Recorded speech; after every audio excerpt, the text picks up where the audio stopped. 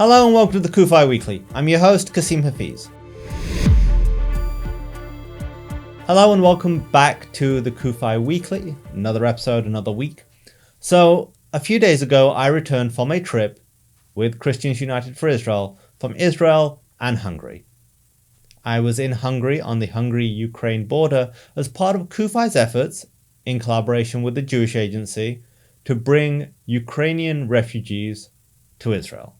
We are playing an active part in bringing Ukrainian Jewish refugees home to Israel, escaping war, conflict, and the uncertainty of what is happening right now. And I had hoped that I would be able to share more about that on this week's episode of the CUFI Weekly. But due to the current situations in Israel, especially in the last week, and the global reaction, or lack of, I felt it was very important that I speak about that. Now, what am I talking about? In the last week, we've seen two terrorist attacks in Israel. One in Beersheba, a stabbing attack, which killed 4 people. Doris Yabas, a mother of 3. Laura Itzhak, another mother of 3. Rabbi Moshe Kravitsky, a father of 4. And Menachem Yehezkel, 67. 4 people were murdered in Beersheba by a terrorist, simply because they were Jewish, simply because they were Israeli. And a few days later, in Hadera, Yazam Fallah and Shirel Abu Krat were murdered by another terrorist in another terrorist attack. The terrorists responsible for the attack in Hadera said they were launching this attack in response to the Negev Summit, a meeting in the Negev in Israel with the US, Emirati, Bahraini, Moroccan, and Egyptian foreign ministers. Listen to that. Bahraini, Emirati, Moroccan, and Egyptian foreign ministers meeting with Israel's foreign minister to discuss the regional challenges and the threat from Iran. Something that would have been absolutely unthinkable just years ago.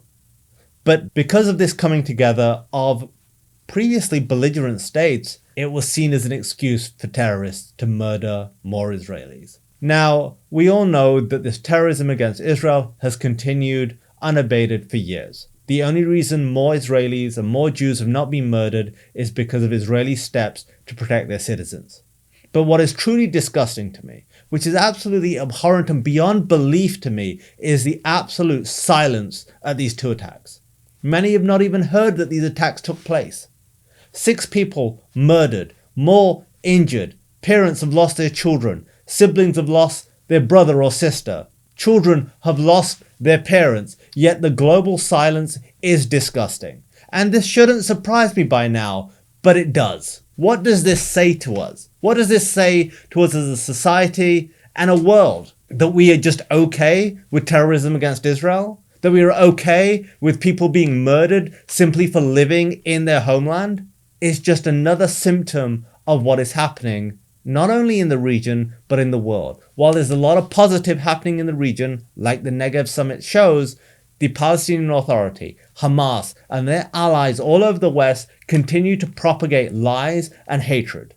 We need to speak out, we need to fight against the lies, because this hatred is poisonous, this hatred is destroying lives, and this hatred is the biggest obstacle to peace in the Middle East.